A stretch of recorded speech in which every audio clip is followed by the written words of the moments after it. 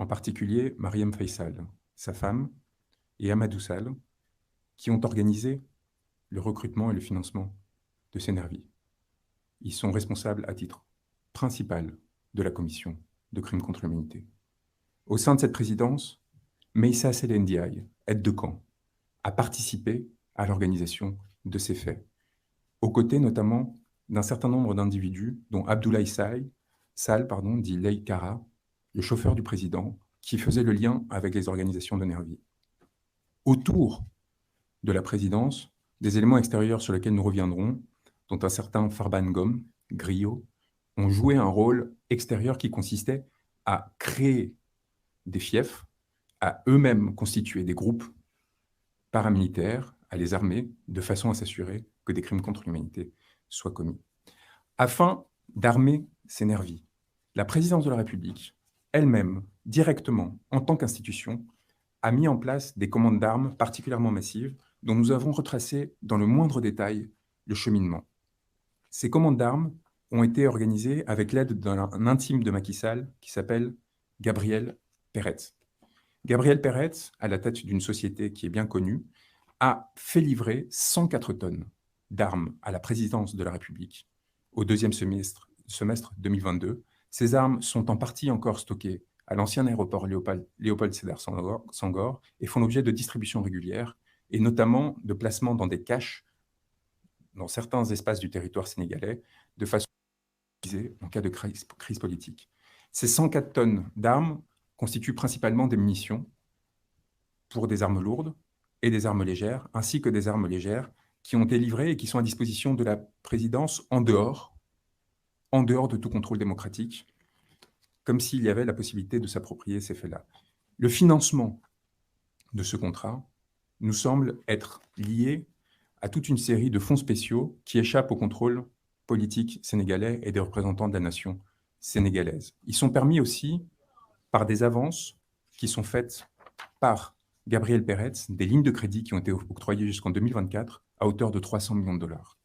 Nous avons une attestation de la maison militaire de la présidence de la République, du colonel Adama Gaye, complice de crimes contre l'humanité, pour avoir, je cite, « Je sous-signais colonel Adama Gaye, gouverneur militaire du palais, certifie par la présente que les matériels énumérés ci-dessous, fournis par la société Adecon Ltd, seront exclusivement réservés à l'usage du palais présidentiel.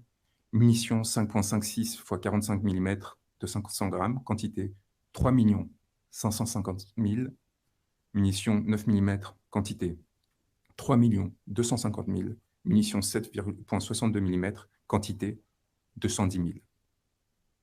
Plus de 7 millions de munitions, je cite ce document de la présidence de la République, de sa maison militaire, signé par Adama Gaye, 7 millions de munitions exclusivement réservées à l'usage du palais présidentiel, livré, document signé 11 octobre 2022.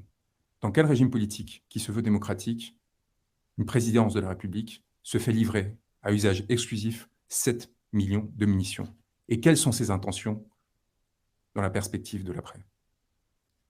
Gabriel Peretz a procédé à ces livraisons qui proviennent de Saint-Pétersbourg, de la Russie. Nous avons retracé le moindre cheminement de ces munitions et de ces armes et la façon dont elles ont été livrées à Dakar.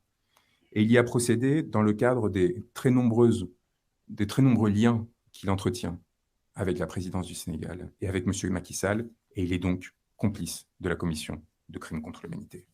M. Gabriel Peretz, qui est de nationalité belge, mais qui habite aujourd'hui en Israël, a été accompagné dans son travail par Marcel Zuckerman et par Biram Koulibaly, un aviateur sénégalais, qui a représenté la société AD dans l'opération dont il est question. Il nous apparaît que cette commande a été réceptionnée par la société sénégalaise d'ETL, 6 Ouest Foire, au numéro 45 à Dakar, qui est détenu par un certain Halil, qui se trouve être un ami très proche d'Amadou Sall, qui est, à ce titre, complice de la commission de crimes contre l'humanité.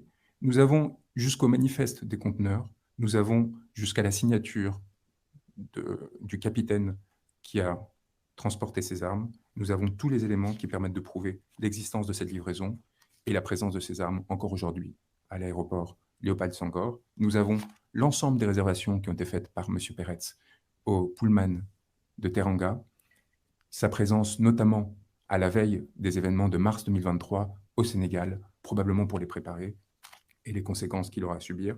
Nous connaissons aussi le nom de ses collaborateurs, les personnes qui l'ont appuyé et les conséquences qu'ils auront à connaître du fait de cette complicité, aux côtés d'un autre homme d'affaires, évidemment, Tierno Ndomba, dont vous avez tous entendu parler, et qui a joué un rôle cardinal dans un certain nombre d'opérations particulièrement étranges, pour rester modeste dans mon expression, d'ordre militaire, de commandes d'armement, qui ont été livrées, là encore, en dehors, dans le cadre de contrats de gré à gré, et qui complètent des éléments que nous avions déjà, qui permettent de déterminer l'existence d'autres contrats de cet ordre-là. Cela avait déjà fait débat dans l'espace public. Vous vous souvenez de ce contrat de 45 milliards de francs CFA avec le ministère de l'Environnement et le ministère des Finances. Nous avons donc les moyens qui sont apportés aussi via la société Norinco chinoise, qui a travaillé sur un certain nombre de ces contrats d'armement.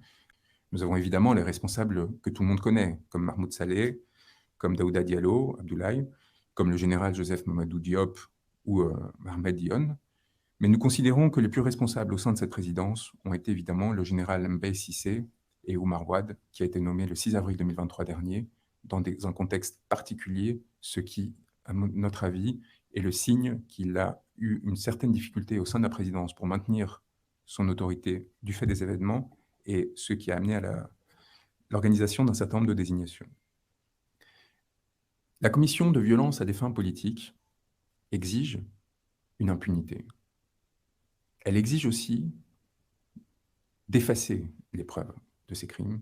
Elle exige enfin un discours qui permette de les justifier. Le ministre de l'Intérieur vous en a fait la démonstration à plusieurs moments. Nous avons découvert que cette organisation discursive, cette tentative de légitimation des faits que nous sommes en train de vous présenter, au sein de la présidence, a été mise en œuvre notamment par Yorodia, qui est le coordinateur de la communication présidentielle, mais aussi par Eladji Malik Gueye et Wandifa Dramé.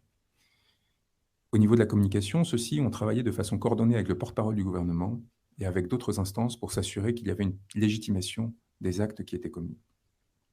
Au niveau de l'organisation de l'impunité, le rôle évidemment d'Ousmane Houma, qui est notamment important comme conseiller juridique du président de la République dans l'organisation de la légitimation du troisième mandat, mais qui est aussi important, a un rôle cardinal dans la désignation des magistrats, pour s'assurer que les procureurs, que les juges n'enquêtent pas, et pour s'assurer que les enquêtes qui sont lancées n'aboutissent pas. Car il y a encore au Sénégal des magistrats et des fonctionnaires courageux qui essayent de faire la vérité, mais ce que l'on a vu et ce qui a été établi, c'est que depuis mars 2021, aucun des événements, je dis bien aucun des événements qui sont constitutifs de crimes n'ont fait l'objet, sinon de poursuites, du moins de procédures étant arrivées à leur terme, plus de 26 mois après les faits, ce qui nous amène aujourd'hui à mettre en œuvre la présente saisine. Nous en arrivons maintenant à l'organisation de l'appareil répressif. Une fois que vous avez les moyens, une fois que vous avez organisé les conditions qui vous permettent de vous assurer que cela pourra se dérouler, il faut que cela arrive. Et nous avons évidemment, à ce titre, nos deux principaux suspects, les personnes les plus importantes dans la commission de ces crimes.